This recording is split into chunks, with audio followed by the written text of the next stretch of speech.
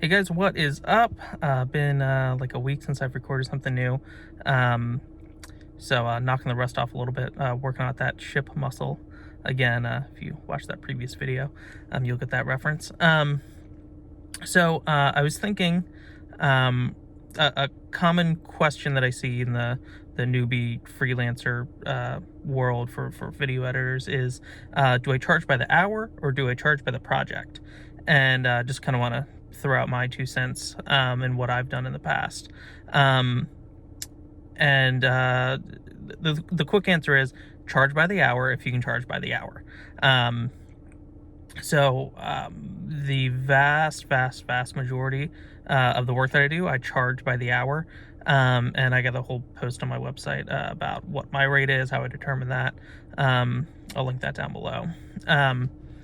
And that's simply because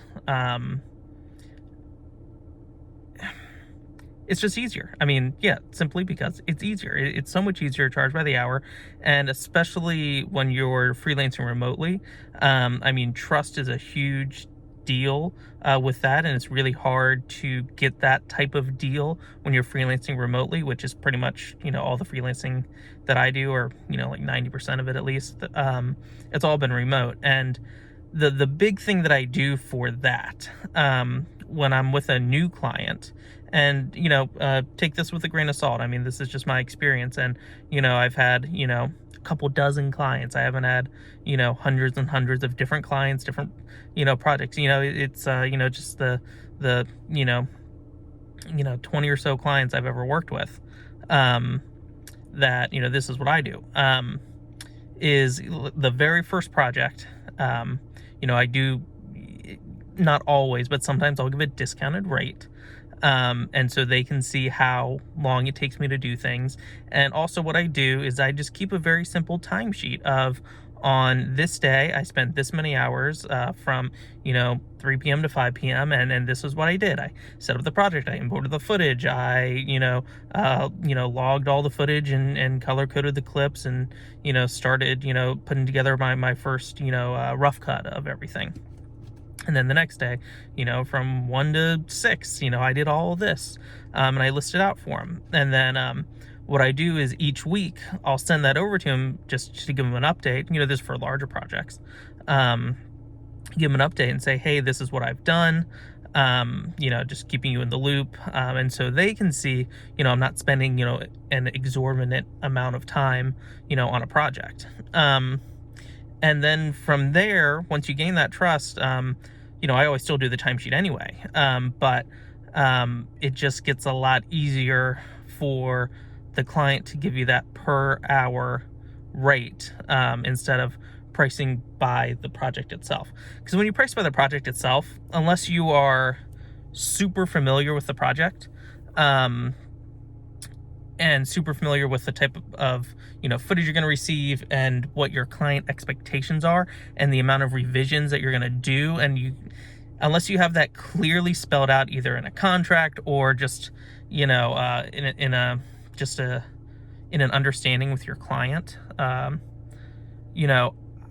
really steer away from that per price per project, unless you have all that sorted out.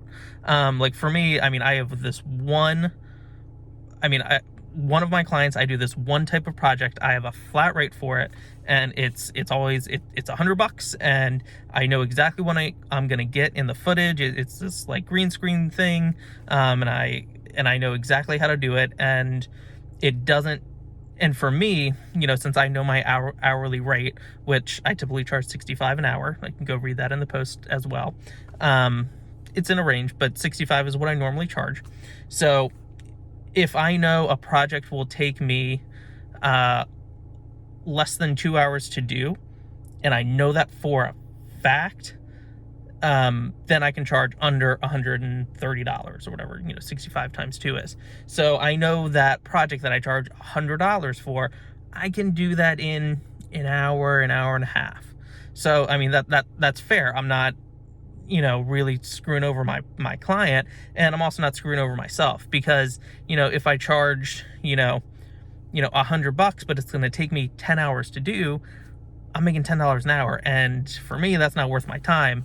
and for you, it probably isn't either. So just be super, super careful when you're charging per project cost. So just to kind of recap that and to refresh my mind, unless you have it clearly spelled out, the amount of revisions, your client's expectations and what they're receiving, unless you've, worked with them before and the type of footage that you're going to receive, you're not going to spend, 3 days just, organizing and labeling clips and syncing them with the audio. Unless you have like all of that stuff figured out, try your best to go by the hour.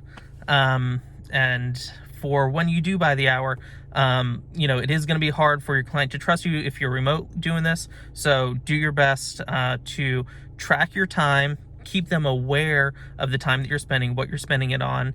And I do that through a simple, just a Google spreadsheet of date, start time, end time, what I did, how many hours, and send that to them once a week. And yeah, that's what I do. So hope you found this helpful. Hope I didn't ramble on too much. So yeah, I will see you in the next video. Bye.